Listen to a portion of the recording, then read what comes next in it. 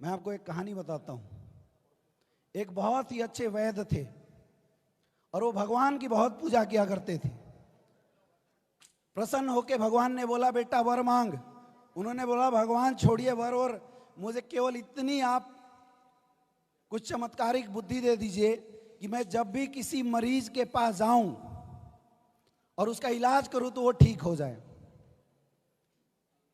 भगवान ने बोला, यार ऐसा तो नहीं हो सकता है, क्योंकि जिसका मरना लिखा हुआ है उसको तू कितना भी ट्रीटमेंट करो वो मरेगा ही मरेगा। लेकिन हाँ, मैं तुझे एक शक्ति देता हूं कि तू किसी भी मरीज के पास जा और उसके पीठ के पीछे यानी सर के ऊपर यमराज दिखाई दिया, यमदूत दिखाई दिए, ट्रीटमेंट मत करना, वो मरेगा। और अगर उसके पीछे यमदूत नहीं दिखाई दे रहे, कितनी भी हालत खराब है, तो ट्रीटमेंट कर, वो बच जाएगा। इसने बोला, चलिए ओके, मजा आ गया। अब उसके पास लाइन लगनी शुरू हुई। अब जो भी मरीज आता, उसका पैर टूटा, हाथ कटा, पीछे यमराज नहीं दिखाते, ट्रीटमेंट करता, सही हो जाता। किसी को सर्दी खांसी हुआ, यमराज दिखाई दिए, वो बोला ले जा, मर जाएगा, वो मर गया। गजब का चमत्कार हुआ। मतलब ये रिजल्ट तो एसलीपीएस से भी तगड़ा हुआ। अब जिसके पास वो डॉक्टर आए, वो देखे, अगर यमराज दिखा तो ले जा, नहीं दिखा तो अंदर। तो हम लोग बोलते हैं ना, आया तो बेस्ट, नहीं तो नेक्स्ट। धंधा उसका बड़ा अच्छा चल गया, चारों तरफ नाम हुआ, बहुत पैसे कमाए उसने, गाड़ी खरीदी, बंगले बनाए। कुछ समय बाद उम्र गुजरता गया। एक दिन उसने देखा उसकी तबीयत खराब हुई और पीछे यमदूत खड़ा था। उसने बोला, भाई डील तो हुआ था सर के ऊपर होना चाहिए, अब सर के ऊपर बैठा रहेगा तभी तो मरेंगे। उसने बिस्तर में अपना सर चेंज कर दिया। अब यमदूत आ गए पैर के पीछे। अब जैसे पैर के पीछे आया, यमदूत फिर चला गया सर के पास, फिर उसने चेंज कर दिया। नेटवर्कर जैसा रहा होगा, होशियार। हम होते ना, कोई आगे से घुसा, डीडी नहीं दिया तो पीछे से भी घुस जाते हैं, तो वो बार बार चेंज कर ले। तो यमदूत ने फोन लगाया यमराज को, महाराज अजीब इंसान से पाला पड़ा है, वो तो बस में आ ही नहीं रहा है, शर्त पूरा होने ही नहीं दे रहा है। बोले दो को भेज। तो एक सर के तरफ, एक पैर के तरफ। अब ऐसे लोग खड़ा हुए, वो इस तरह से उल्टा लेट जाए। अब फिर दोनों इधर आए, फिर इधर लेट जाए, फिर परेशान। फिर फोन लगाया गया, महाराज दो आइटम और चाहिए। तो टोटल 4, एक इधर एक उधर एक इधर, तो वो शीर्षासन कर लिया। अब आओ, अब कहां खड़े रहोगे। और ये हरकत उसकी घर वाले देख रहे थे। जब ये कार्यक्रम चल रहा था, उसके घर वाले देख रहे थे। उन लोगों ने, क्योंकि उनको तो यमदूत दिखने नहीं थे, यमदूत तो इसको दिख रहे थे। वो देखे कभी बुढ़ा इधर हो जाए, कभी इधर हो जाए। लास्ट में शीर्षासन जब करने लगा, घर वाले बोला पकड़ के बांध, नहीं तो पागल हो जाएगा।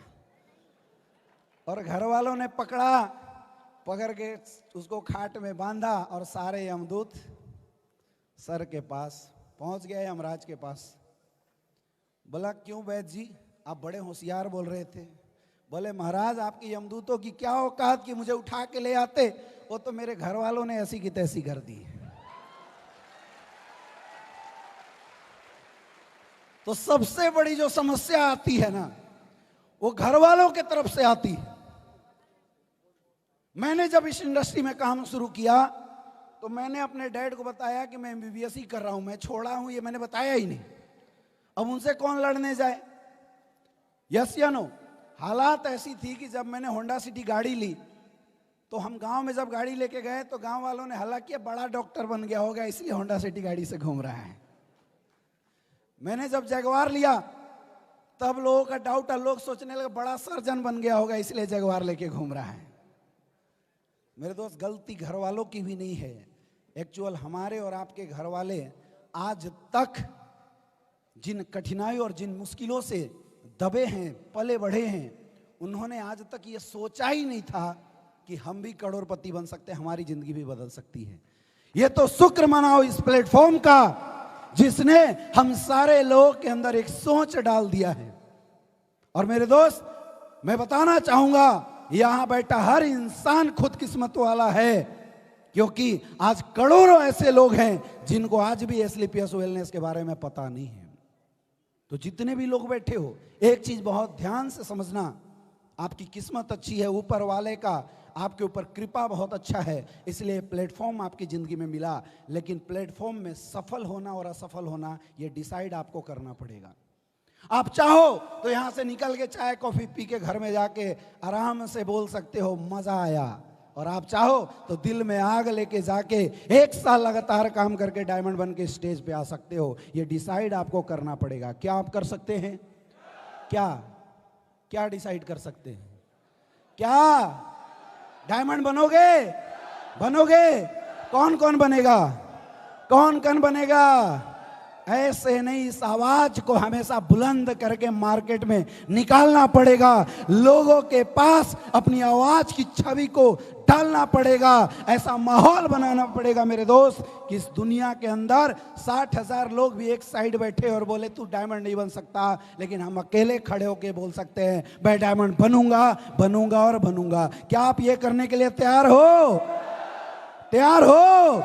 एक बार खड़े हो जाओ अपने जगह से, अपने जगह पे एक बार खड़े हो जाओ और अंदर की हुकार बाहर निकालो और एक बार बोलो मैं डायमंड, मैं डायमंड, मैं डायमंड, मैं डायमंड, मैं डायमंड, मैं डायमंड। यही सोच लेके जाना मेरे दोस्त। Wish you all the best. Thank you.